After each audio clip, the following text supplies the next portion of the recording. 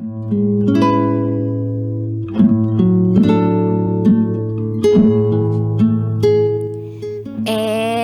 now, it's time for DJ Rocky's Secret Files.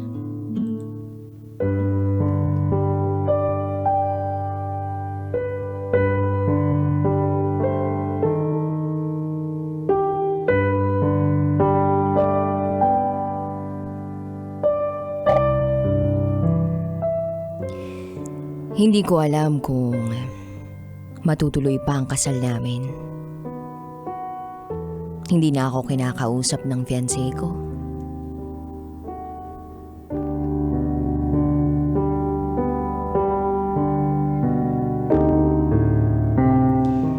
Hi DJ Rocky. At sa lahat ng mga tagapakinig mo. Ayoko sanang gawin to, pero baka sakali na mapakinggan to ng taong pinakamamahal ko. At baka sakali ring maalala niya lahat ng pangako at pangarap namin.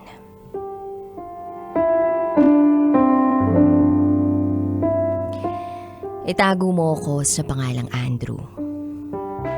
At ito, ang aking secret file.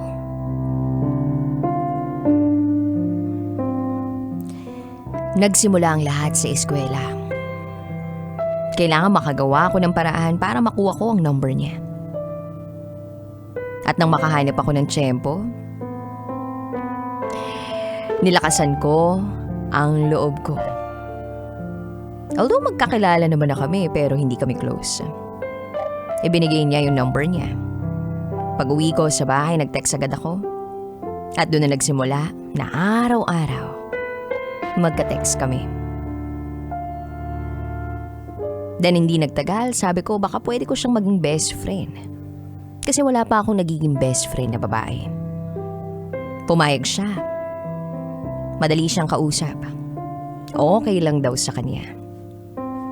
Kaya tuwing weekends na pumupunta siya sa school, hinahatid siya ng family driver nila kasi yung bahay nila ay sunod na bayan pa. Ako naman taga dun lang sa mismong bayan na yun kung saan andun yung school namin.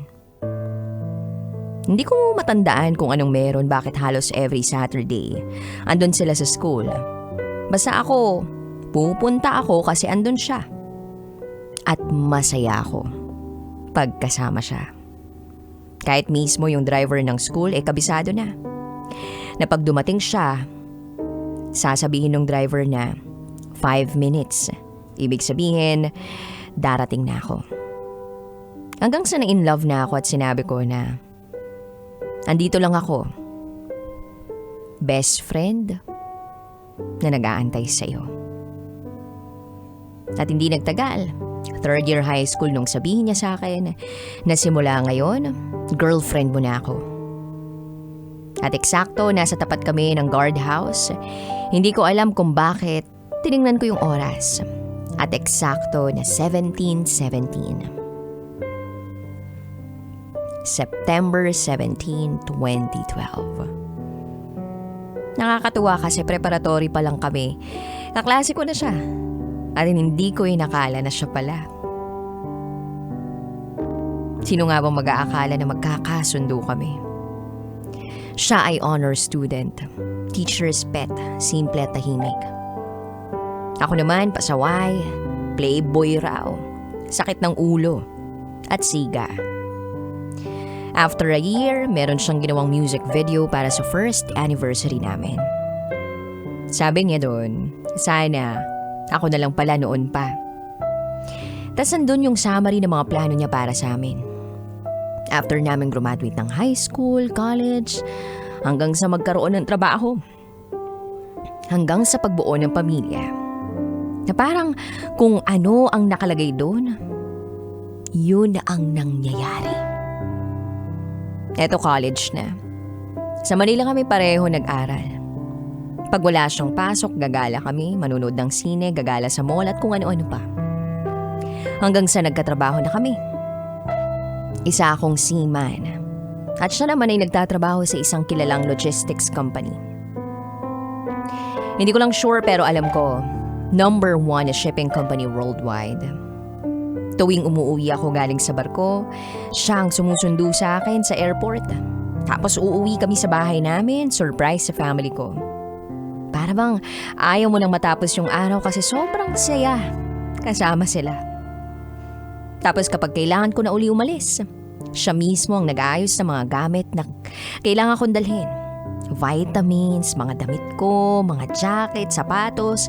Gusto niya. Galing sa kanya. At yun ang isusuot ko. Siya rin ang naghahatid sa akin sa airport. Sige lang, ipon lang para sa pangarap namin sa buhay. Tapos merong bakante na posisyon na inaplayan niya kasi mas mataas ang sweldo. At sa ibang bansa magtatrabaho. Pero dun din sa company na yon.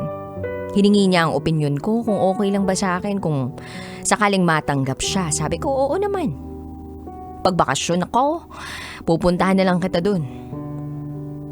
Hanggang sa natanggap siya. Ang saya-saya namin kasi ibig sabihin, mabilis kaming makakaipon. Sabi ko sa sarili ko, eto na, yung babaeng para sa akin. Kasi alam ko na yung ginagawa ko ay para sa amin. At handa akong magsakripisyo kahit malayo para sa pangarap at ganun din siya. So nag-decide na akong bumili ng diamond ring. Alam mo DJ Rocky,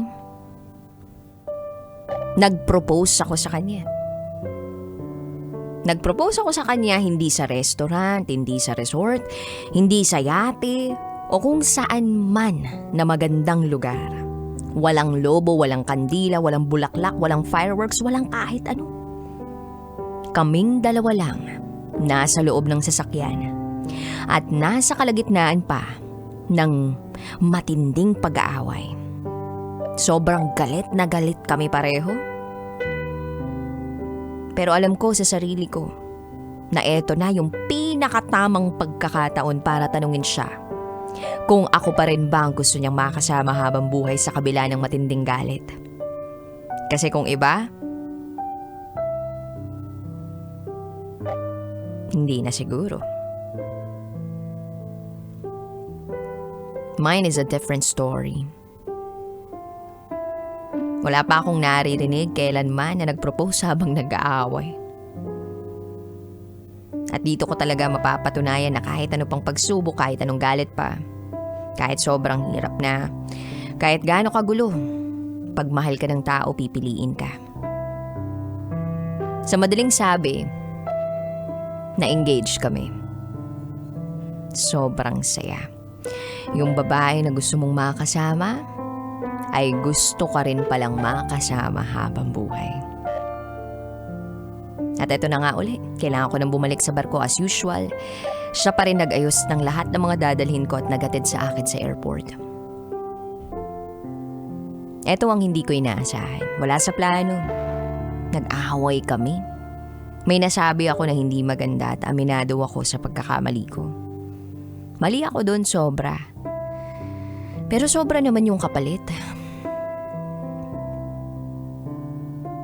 Sabi niya, ayoko na. Wala nang tayo, tigilan mo na ako. Grabe naman. Parang tumigil ang mundo. Parang pati alon dito sa dagat huminto. Hindi ko ma-absorb. Ganun lang yun after 10 years. At teka, kung kailan may sing-sing na. Fiancé ko na siya. Ganun lang yun. Hindi ko matanggap. At ayoko maniwala kasi sa dami ng pinagdaanan namin, against the world pa nga. Tapos andito na kami. Konti na lang, susuko pa. Wow. Kahit anong pilit ko sa sarili ko na tama na kasi nga hindi na ako kinakausap. Tama na kasi nakablock na nga. Tama na kasi iniwan ako sa ere na parang kahapon lang kami nagkakilala. Hindi ko magawa. Laging meron akong pag-asang nararamdaman. At kailanman hindi ko nakikita yung future ko na wala siya. Hindi ko alam. Pero yun yung nararamdaman ko eh. And I know, Holy Spirit yun na nagsasabi na, huwag kang sumuko. Konti pa. Kaya mo yan. Sige pa. Na parang pinapaalala sa akin ni Jesus na He will lift your spirit and whisper truth in your ear. He knows your pain. He cares. And He will answer. Sana huwag ako mapagod maghintay. At sana for once, siya naman yung magsabi na, this time hindi na ako susuko, hindi na ako bibitaw, paninindigan ko lahat ng pangako ko. Kasi hindi naman pwedeng ako lang ang mag-isa, diba? Nakakapagod maghanap ng makakasama sa buhay. Para sa akin, nakita ko na eh. Pero bakit iiwan niya ako? Parang feeling ko kung hindi siya, sobrang late na ako. Kasi kami nga na 10 years na nagbago pa isip niya, how much more kung bago pa lang uli ako magsisimula. So after 10 years, 37 years old na ako. Tapos sasabihin uli sa akin na ayaw na niya, na wala na kami. Aba, hindi tayo immortal. Isang beses lang tayo mabubuhay sa mundong to. Ayoko sayangin ang bawat araw kasi hindi natin alam kung hanggang kailan tayo mabubuhay. Para sa akin, napakasayang. Time is precious. Time lost will never be again or regain. Gusto kong lubusin, gusto kong gawing tama lahat ng mga mali ko, lahat ng gusto ng Panginoon, susundin ko. At ang tanging request ko kay Lord, Lord,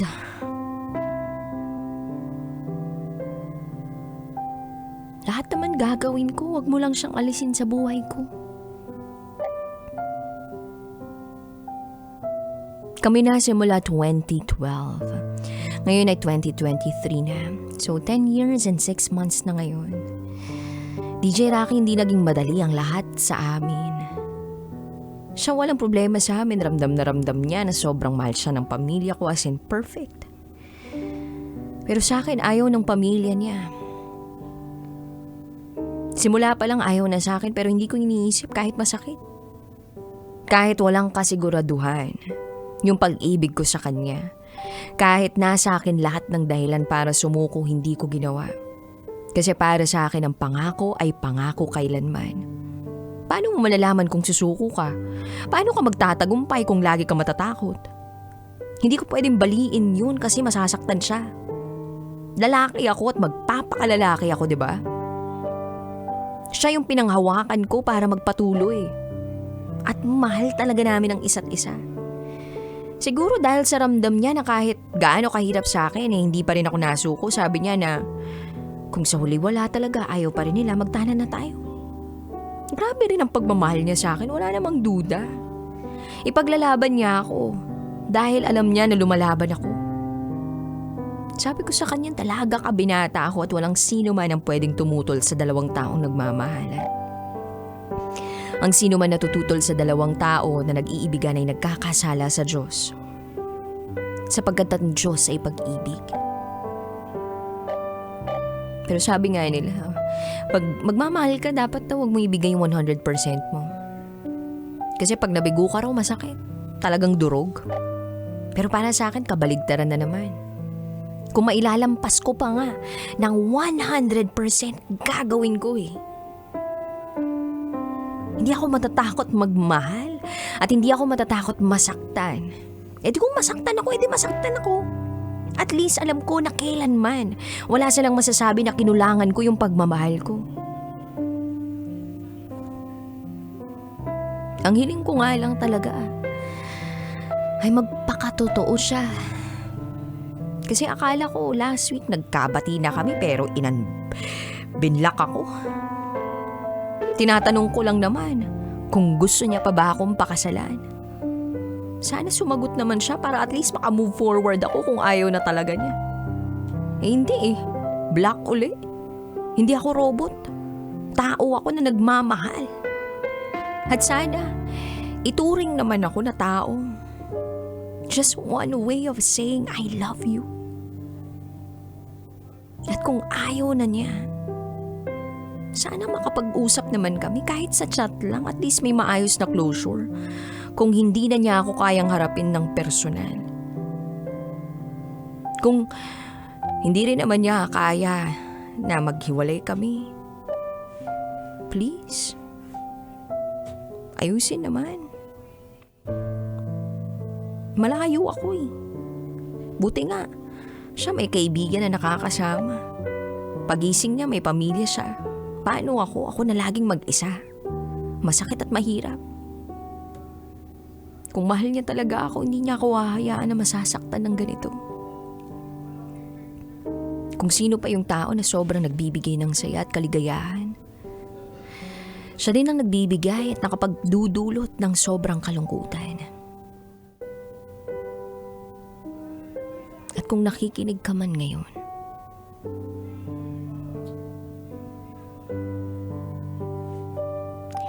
gusto ko lang sabihin na alam mong sobrang mahal kita. At alam kong mahal mo ko. Ano? Sabihin mo na. Papakasal ba tayo o papakasal ka sa iba? Sabihin mo lang kung ako pa rin. At sasabihin ko sa'yo na mamahalin kita hanggang huli, hanggang dulo. At kung tatanungin mo ko kung hanggang kailan kita mamahalin until the work on earth is done.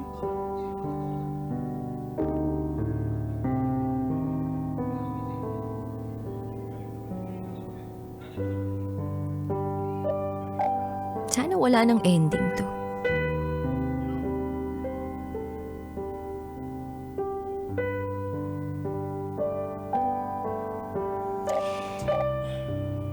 Hanggang dito na lang po.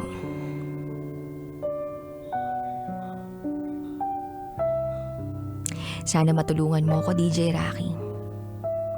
Sana maraming mag-share sa FB o sa social media. Baka ito na yung makapagpukaw ng nagtatampo niyang puso.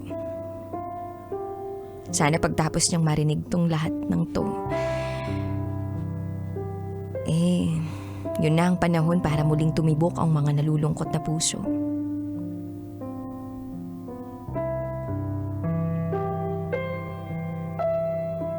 Muli, ako si Andrew. At ito ang aking secret file.